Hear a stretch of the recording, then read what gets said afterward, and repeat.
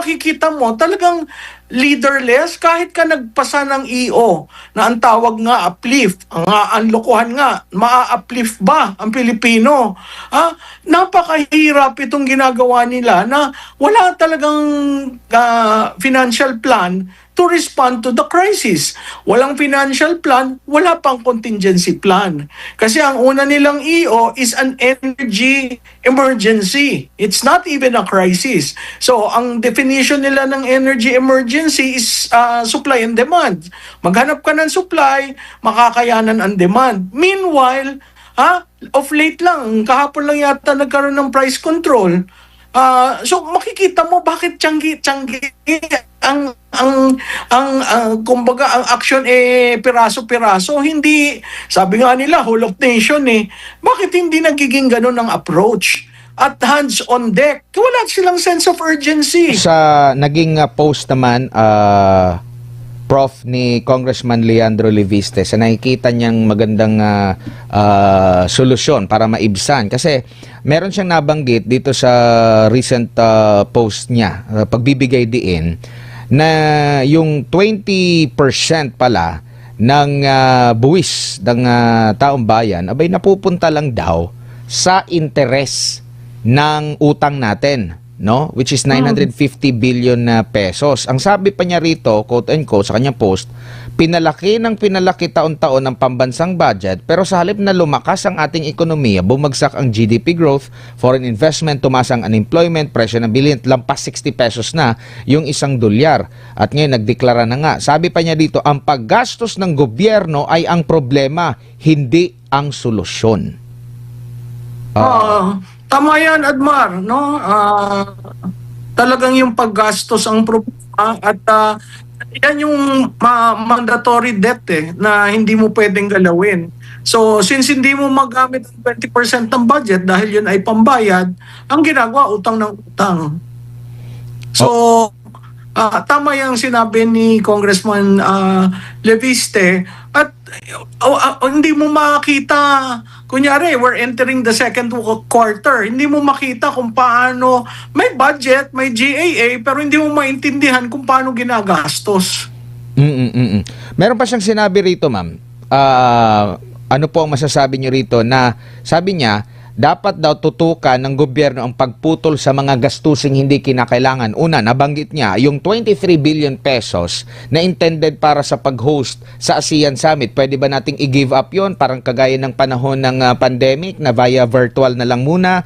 28 billion pesos daw sa traveling expenses. 14 billion pesos sa representation expenses, 11.6 billion sa confidential and intelligence funds, 2.46 billion pesos sa Presidential Communications Office at ang bilyon-bilyong piso pang ginastos para sa social media trolls. Alam mo, Admar, ginawa yan ng dating Presidente Duterte, nag 20% siya across the board para may savings para sa pandemic na magagamit, no? Kung hindi mo ginagamit yung budget mo at parati kang may surplus, yun ang ginawa nila para immediately magkaroon ng budget. Hindi sila nagpasa ng supplemental budget. So within the budget, within the existing budget, nung nagkaroon tayo ng pandemic, lumabas yung Bayanihan 1, Bayanihan 2, no? So makikita mo at yun, talagang worst case scenario ang ginawa. Di ba, lockdown ka agad? Worst case scenario. Kasi parati niya sinasabi, kung hindi tayo umabot doon sa worst case scenario at naging conservative tayo, libre tayo, makakahinga tayo. Itong administrasyon na ito, hindi ko makita yung ganon. Walang call na lipunin lahat yung mga savings, yung mga surplus. Kunyari, tapos na ang first quarter. Nagamit nyo ba? Pag hindi nyo nagamit, hindi na namin yan i-release. Gagamitin namin yung pondo para dito sa krisis. Walang ganung effort. So makikita mo, talagang leaderless kahit ka nagpasa ng EO na ang tawag nga uplift, ang lokohan nga, maa-uplift ba ang Pilipino? Napakahirap itong ginagawa nila na wala talagang financial plan to respond to the crisis. Walang financial plan, wala pang contingency plan. Kasi ang una nilang EO is an energy emergency. It's not even a crisis. So, ang definition nila ng energy emergency is supply and demand. Maghanap ka ng supply, makakayanan ang demand. Meanwhile, of late lang, kahapon lang yata nagkaroon ng price control. So makikita mo bakit tiyanggi ang kumbaga ang action piraso-piraso, hindi, sabi nga nila whole of nation bakit hindi nagiging ganun ang approach at hands on deck? Wala silang sense of urgency. Hindi ko nakikita yan. Ang daming taong naglalakad sa Commonwealth araw-araw, nakikita nyo kumakapal lang kumakapal. Wala man lang linalagay na contingency na sakayan. Sinasabi nila, pinagmamalaki ang labas. Nakita mo na ba ang labas? Ako hindi ko makakita ng labas. So hindi ko makita yung tugon ng gobyerno. Kaya ang mga Pilipino asar na asar. At yung kaasaran nila, hindi naman pala tayo matutulungan. Kanya-kanya ngayon ang galawan. Kanya-kanyang bumabalik uli yung community pantry. May mga ilan na nagbibigay ng pagkain sa mga jeepney drivers on their own. They are trying to help. And that is the Filipino spirit. Nobody can change that. Ang nakakalungkot lamang, mas marami sanang matutugunan kung ang gobyerno mag-i-intervene.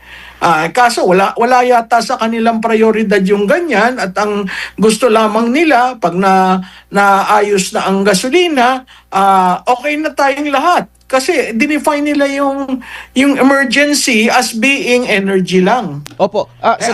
Sa tingin niyo po, ma'am, kung pag-uusapan yung crisis, parang hindi pa nga ata nila tinatanggap na crisis, emergency lang. Pero ikukumpara natin sa panahon ng pandemya at saka sa panahon ngayon, saan po yung parang mas organisado? Kasi marami na nababanggit, like kagaya sa sinabi ni Senador Robin Padilla na nabanggit niya na noon pa man nakita na ito, na-predict na ito ni former President Rodrigo Duterte. Kaya nga yung kanyang independent foreign policy, pinaigting talaga niya para medyo makapihi tayo sa ibang mga bansa kung sakaling kukulangin tayo ng certain product na kinukuha natin mula sa ganitong bansa. Nakapanayam din namin yung si Dr. Liacho na nakumpara niya yung response during COVID-19 pandemic sa response din na ngayon, at ang sabi nga, bakit hindi na lang gayahin na meron namang natutunan na yung gobyerno, mas worse pa nga, yun nga, mas worse ba yung kinaharap natin na last pandemic kumpara dito sa kasalukuyan po, ma'am?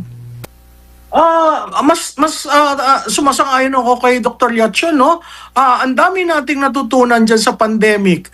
Meron tayong crisis manual nung panahon ni Presidente Aquino.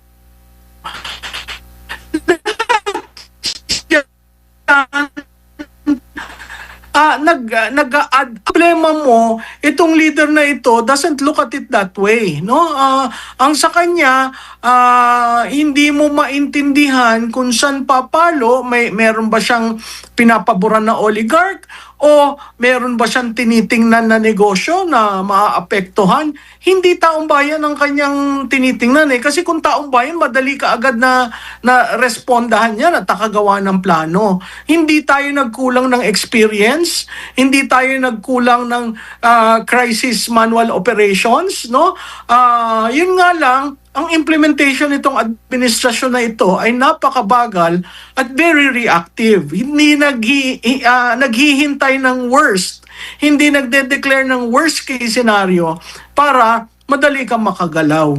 Oo, ang sabi pa nga ng iba, ma'am, na sa panahon ng dating Pangulong Duterte, sa panahon ngayon, walang napapakulong if ever man na merong mga issue like kagaya dyan sa posibleng pagmamanipula sa presyo ng produktong petrolyo. Kasi nung last time na nakapag-uusap kami ni Ma'am Cora Guidote sa ekonomista, last 2022, between 2022 or 2023, ganun din yung level ng Brent crude oil price sa pandaigdigang merkado sa level natin ngayon. Pero hindi natin na-experience yung 130 pesos na diesel po. So, nandun yung posibilidad na baka merong nag-samantala, no?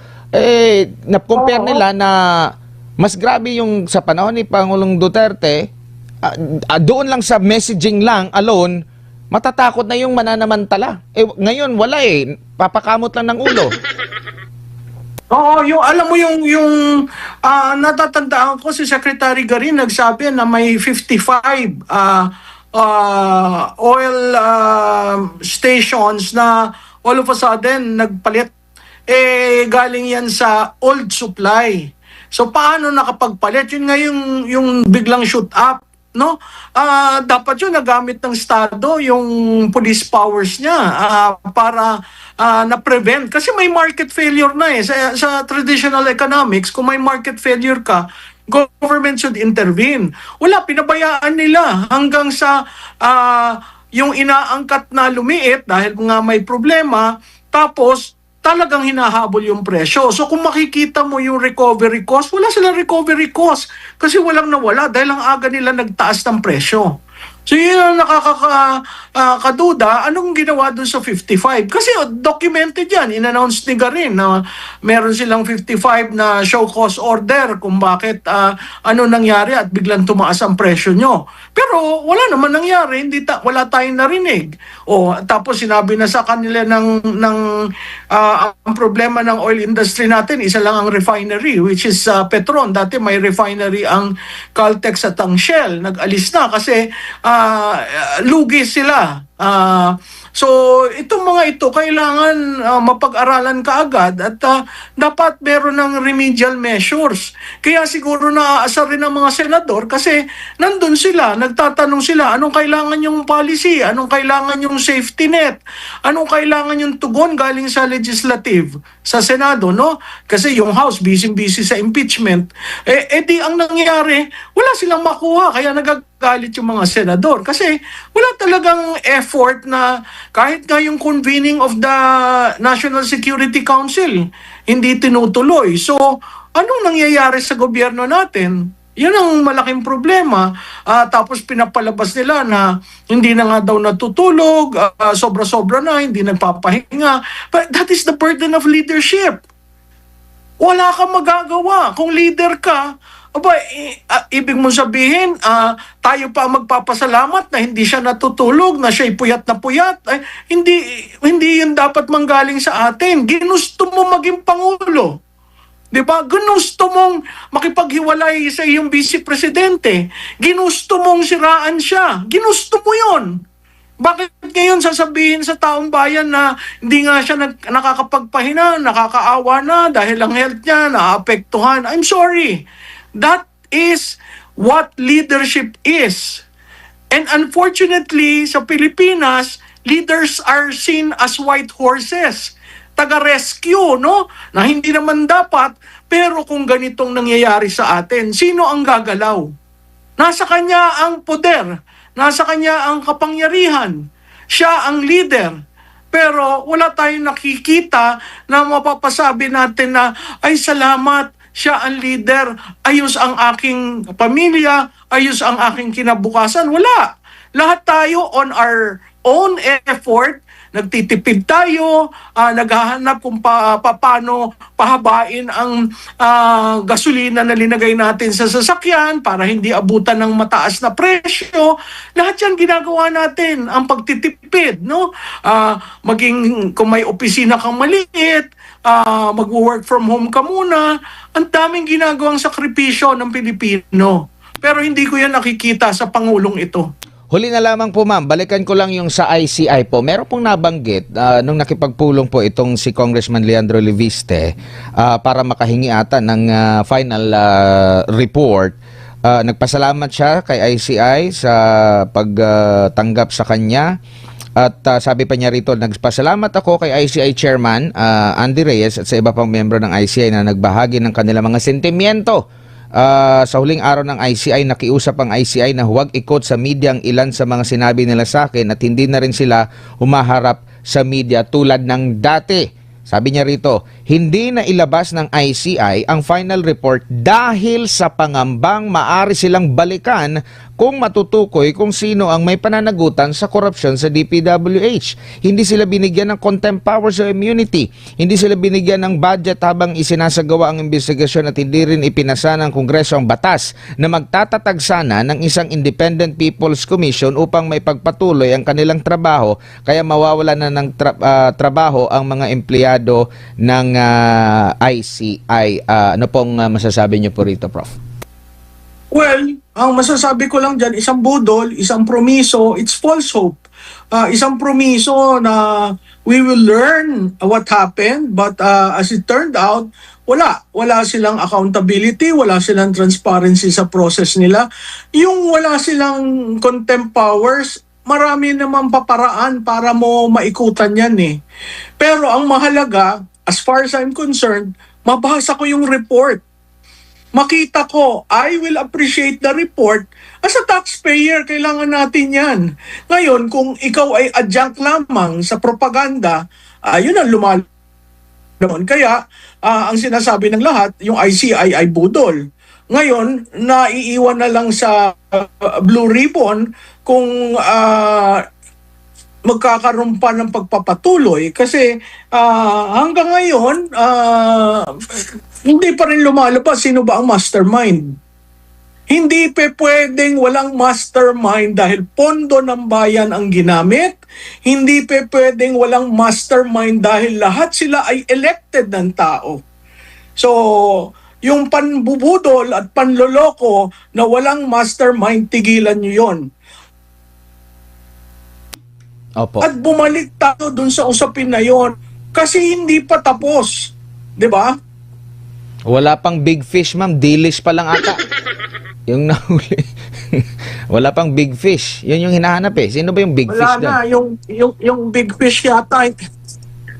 Yun. Oo, tama. Yung dilis, kinakain natin yon dahil sa hirap ng buhay, dilis lang tayo. Sila, iba naman. Steak. Prof, Steak, oo. maraming salamat, Prof, sa inyong oras at panahon. Sa ulitin po, ingat po kayo.